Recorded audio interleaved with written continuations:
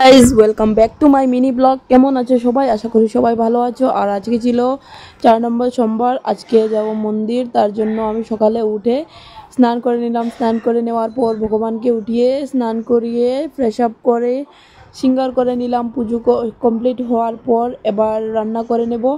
রান্না কমপ্লিট হওয়ার পর চলে যাব মন্দিরে। তো মন্দিরে যাওয়ার জন্য আমি সব কিছু রেডি করে নিলাম, কী কী নিয়ে যাব মন্দিরে। আর সব কিছু রেডি করে নেওয়ার পর আমার রান্নাটা শেষ হয়ে গেল 8:30, প্রায় সকাল 8:30টার ভিতরে আমার রান্নাটা শেষ হয়ে গেল। সব কিছু ভেজ করলাম আজকে, কারণ আমরা মন্দির যাব বলে নিরামিষ সব কিছু করলাম। তো চলে এলাম মন্দিরে। মন্দিরে এসে সর্বপ্রথম আমি পূজা করে নিলাম, কেননা বেবিকে কুলে নিয়ে পূজা করতে অনেক কষ্ট হয়, তাই বেবিকে কুলে ওর পাপা নিয়েছিল আর আমি পুজো করেছিলাম। আর এখন হাজব্যান্ড পুজো করছে আর আমি ভিডিও করছি বেবিকে কুলে নিয়ে নিয়ে। প্রত্যেকটা সোমবার এভাবে কাটলো আমাদের। আর বেবি ছোটো থাকার কারণে যখন বড় হয়ে যাবে তখন সবাই মিলেমিশে পুজো করব। আপনারা কিভাবে পুজো করেছেন অবশ্যই আমাকে কমেন্টের মাধ্যমে জানাবেন। আর সবাই ভালো থাকবেন, সুস্থ থাকবেন এই কামনা করব ভগবান ভোলে বাবার কাছে।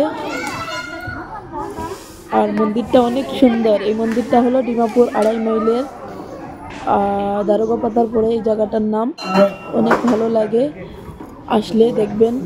আর অনেক কি বলবো, যত্ন অসাধারণ, খাওয়ার সব দিকে কি বলবো, একটুকু খারাপ লাগার মতন কিছু নেই। তারপর চলে এলাম ঘরে। ঘরে এসে একটু ঘুমিয়ে পড়েছিলাম। ঘুম থেকে উঠে বেরিয়েছি একটু হাঁটু করতে, কেননা ঘরে বসে বসে তো শরীরটা কেমনে হয়ে গিয়েছিল, তাই একটু বেরিয়ে পড়লাম ওয়াকিং ইভিনিং। তারপর হাজব্যান্ড এনেছিল মকই, তো আমরা মিলেমিশে সবাই গরম গরম মকই খাচ্ছি আর বেবিও খাচ্ছে। আপনাদের এই ভিডিওটা কেমন লাগলো অবশ্যই লাইক কমেন্ট শেয়ার করে দেবেন পছন্দ লাগলে, আর সাবস্ক্রাইব করে দেবেন। রাধে রাধে।